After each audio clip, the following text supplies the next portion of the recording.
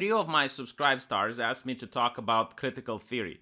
And I think it's a very interesting subject that you guys will also enjoy hearing about, especially because the subject affects a lot of institutions today.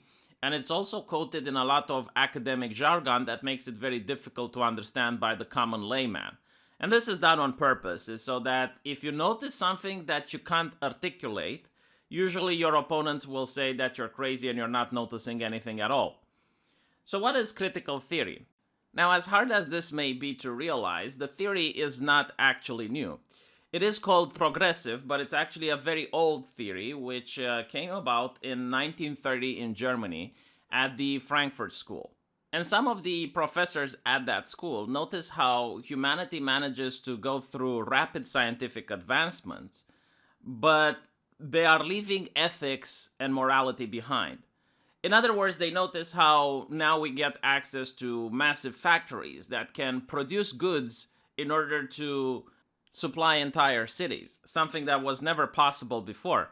However, the cost of doing this is the oppressed people that are working 11, 12, sometimes even 16 hours in the factory. Not only grown adults, but also children that are required to clean the heavy equipment while it's still running, and they can sometimes get crushed under the equipment. So they notice that while mankind is indeed advancing, the questionable ethics of whether this advancement is worth it or not are never being asked.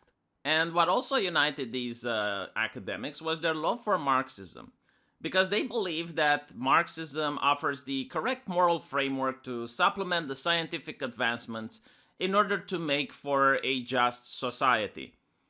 Now, take into account this is happening in the 1930s, so the horrors of the USSR are known to them, the horrors of the Mao Revolution aren't known to them, and they also lived in a time where famines would happen, where outbreak of disease was a commonplace. So when they hear about what happens in Lenin's Russia, they might understand that some of those things are bad, but they view it as a necessary step for a better society.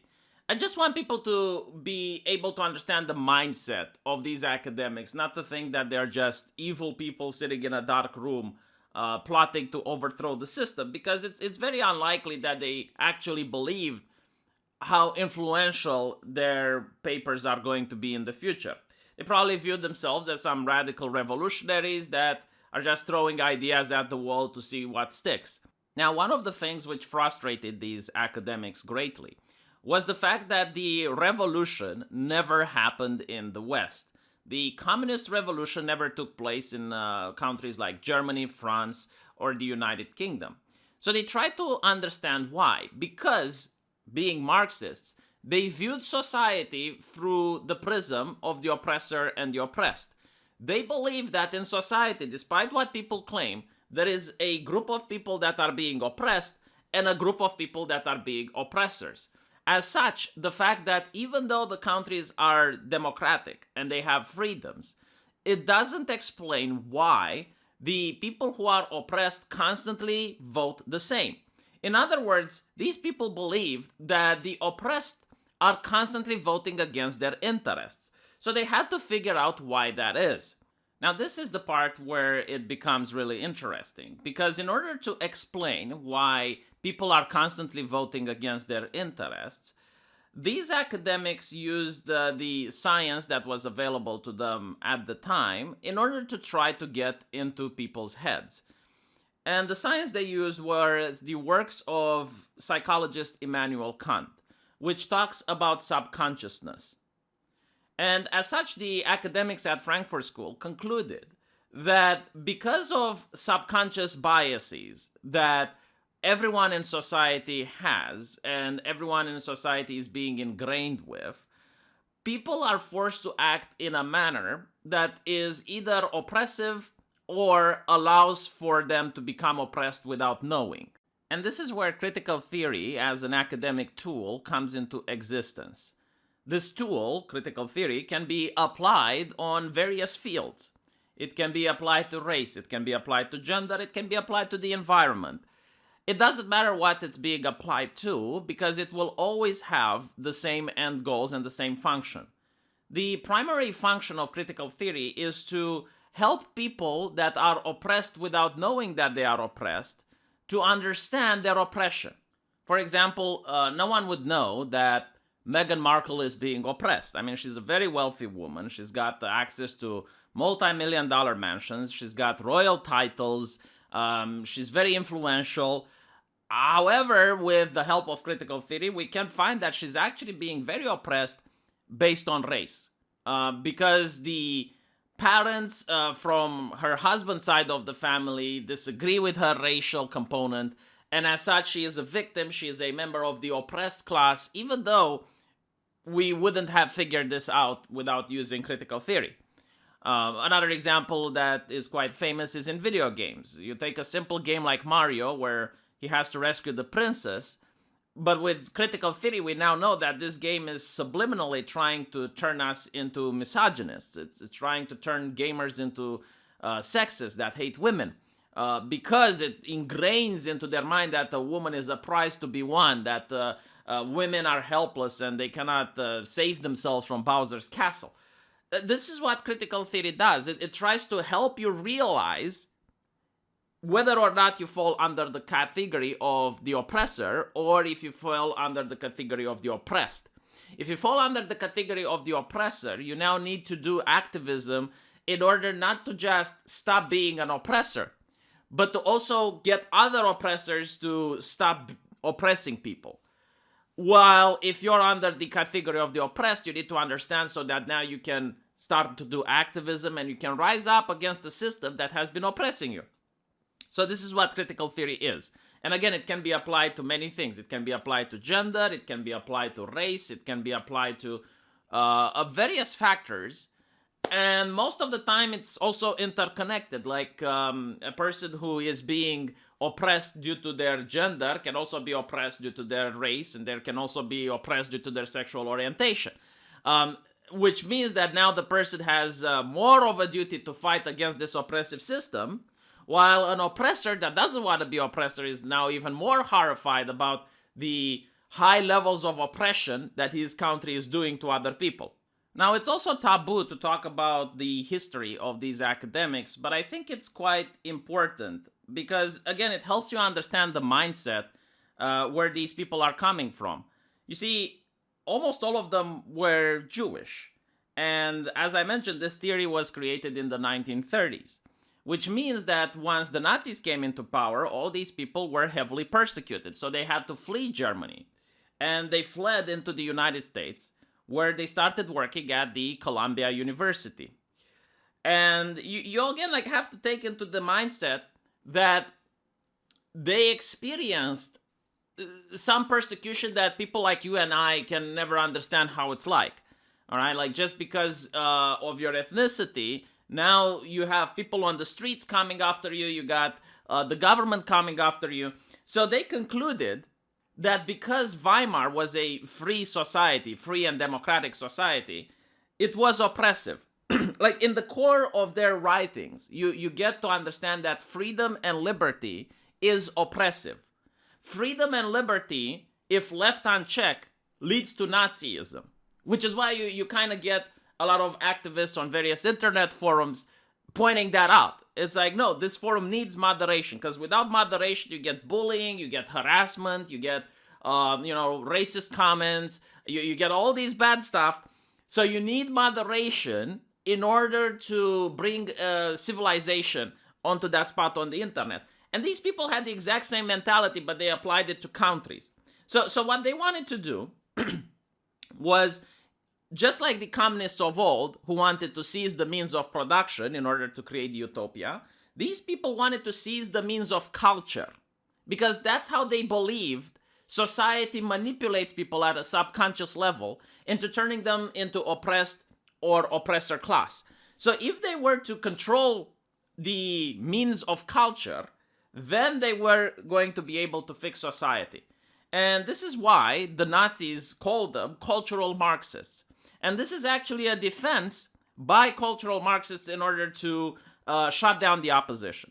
Because a couple of years ago, cultural Marxism was trending on Twitter, And immediately the journalists and the academics and the check marks were saying, oh no, that's a Nazi slur that you're using. Like you're just like the Nazis because you're using their definition.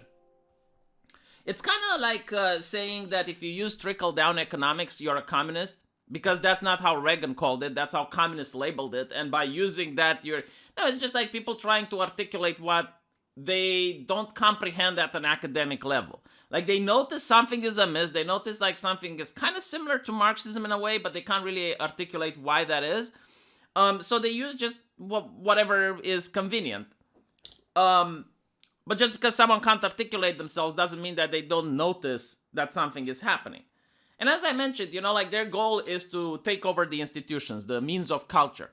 And I guess like this sounds kind of like a conspiracy theory in a way, which is why Wikipedia even labels it as the Frankfurt conspiracy theory.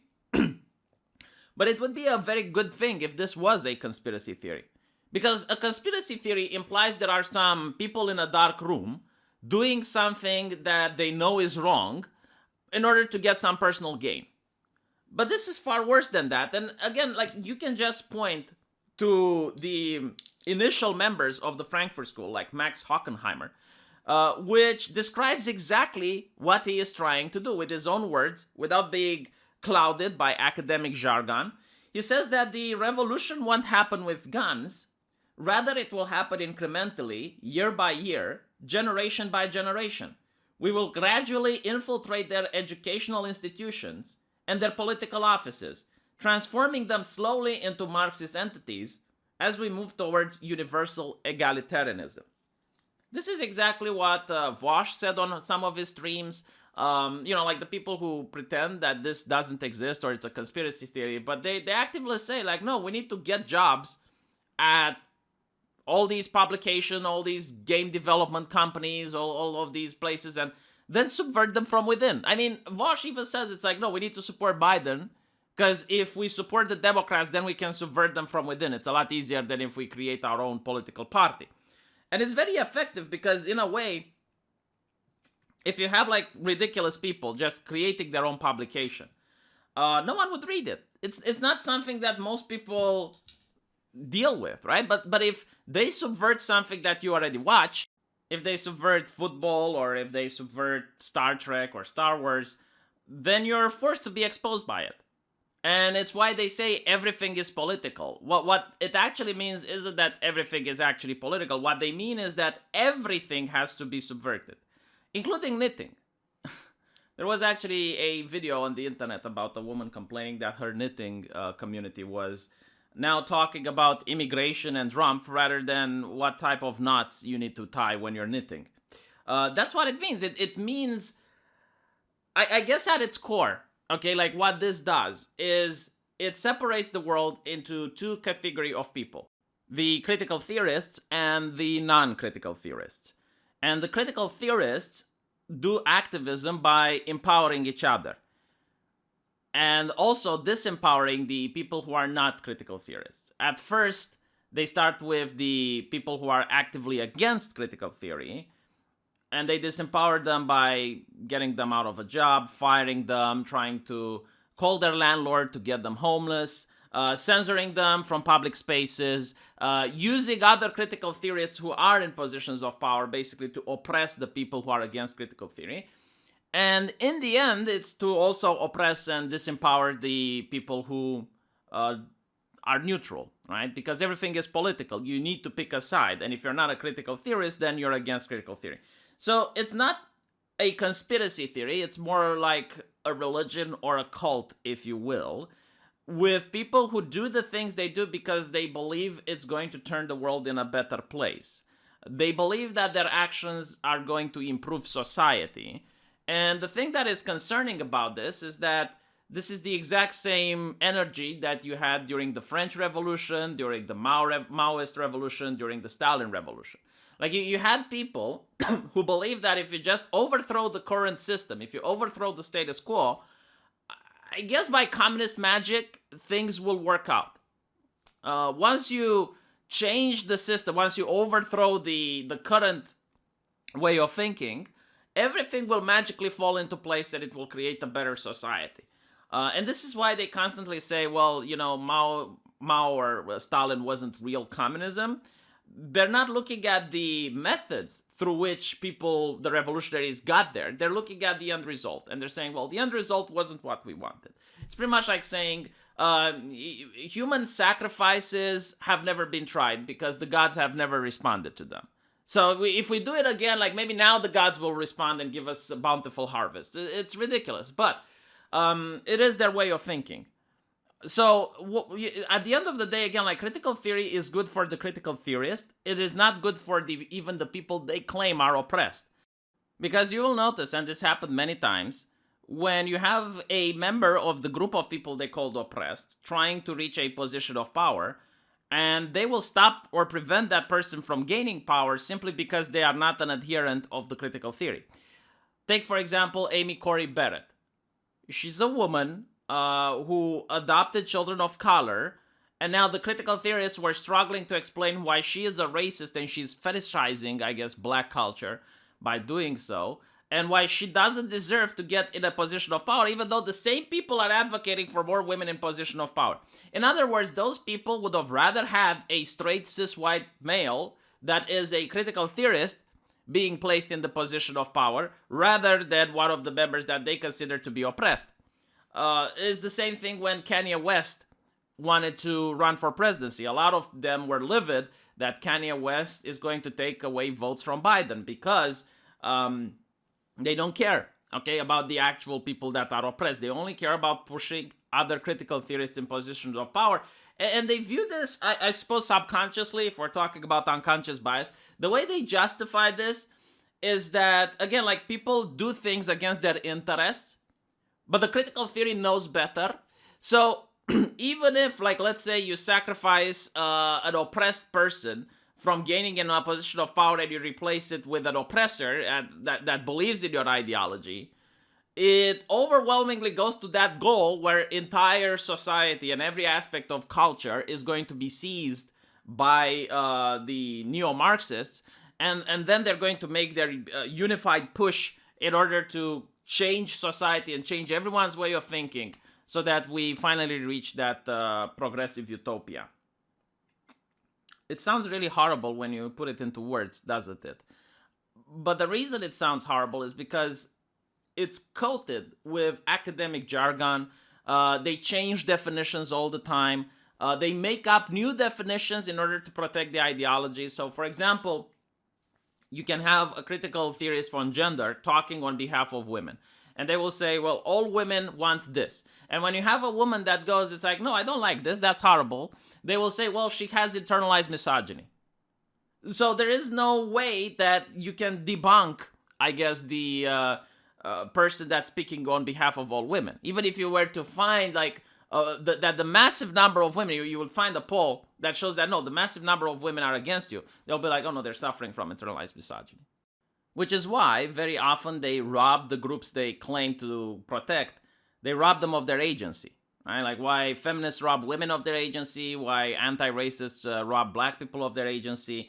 Because in their view, in their mindset, these people are brainwashed. For them, they view themselves like Neo in the Matrix, and they know the reality of the world. And everyone else that they're trying to save, which are the people in the Matrix, they're plugged in. They don't know what's happening to them. Which is why Neo has no problem killing cops or other people from within the Matrix, because he views it as a lesser evil to achieve the end goal, which is to finally free everyone from that system. So that's what happens when on why they rob people of agency, because they already believe that those people that are speaking out against them have already been robbed. Like the culture of the society, the patriarchy or the white supremacy or whatever buzzwords they have already robbed those minorities of their free will. So anything that they say is influenced by the evil system. And I think like this helps you understand their actions a little bit better when you think it like that. It's like why they attack people like Kanye West or why they attack people like Amy Corey Barrett. It's because they view that these people have been brainwashed. They can't be trusted anyway. and it's for their own good if they're being deposed of their position of power and replaced with someone that actually has also been disconnected from the matrix and understand what's going on. Now, the main problem that I have with this ideology, I guess, is that number one, I have seen many families being torn apart by it. So it's kind of cult in nature. You're not allowed to talk with whomever you want. They have specific rules of engagement where and when you can talk. Like, you're not allowed to talk with a racist, all right, like, or someone they consider to be a racist. So if it happens that your uncle or your father or your mother is a Trump supporter, then you're heavily encouraged to disconnect with them. And on the internet, you're going to find a lot of cases where children who have been sent to universities are disavowing their parents.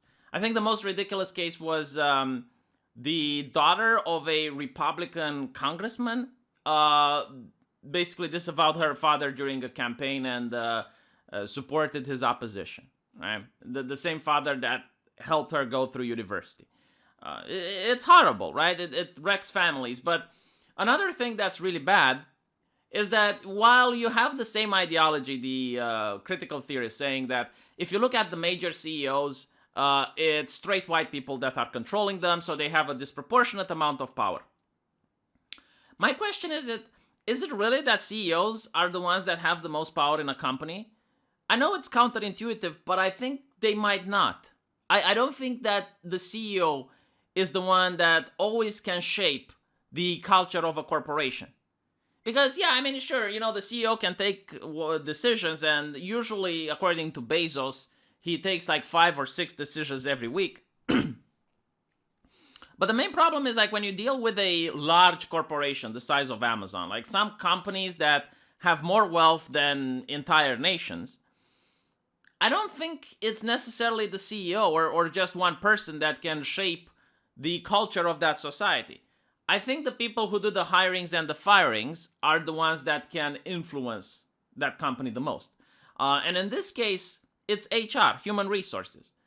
Human resources is a job that's overwhelmingly white, that's true, but it's also overwhelmingly female. And more importantly than that, it's overwhelmingly stuffed with critical theorists. So I ask you, like, let's say that in a company you were to have the people doing the hiring and the firing religious fundamentalists. Like, you put hardcore evangelical Christians to do to decide who gets hired, who gets fired, and who gets promoted. Do you not think that the entire culture of that corporation, the entire mindset, the entire vibe is going to be changed dramatically? To the point where, the company is going to also start advocating for Christian values, and they're eventually like going to start demanding that the company takes statements against people they find as sinners, even if it's against the company's bottom line. Now, if you're the CEO in that situation and you can say, that's rubbish, I'm not going to do it, you're going to have massive protests, you're going to have people walking out, you're going to notice other Christian NGOs boycotting and protesting against you. So what do? Well, you bend the knee, that's what you do. And this is something that actually happened in the past, by the way. It's not something that I'm coming up with. For example, Mass Effect, which is a game made by a very progressive corporation. In its first installment, it had lesbian sex scenes. You could play as a female Commander Shepard, and one of your companions, an alien that was a blue smurf by the name of Liara Tassoni, could engage in a sexual relationship with your character. Fox News freaked out about it. And because Fox News freaked out about it, and a lot of Christian NGOs were pressuring people to boycott BioWare, in the second installment of the game, they toned down their LGBT action. And you have developers advocating and stating, yeah, like in the second game, we wanted to make the companion Zero a lesbian, but they didn't. Exactly because they didn't like the backlash that they got. So this isn't necessarily something that the woke has a monopoly on, or it's something that they invented.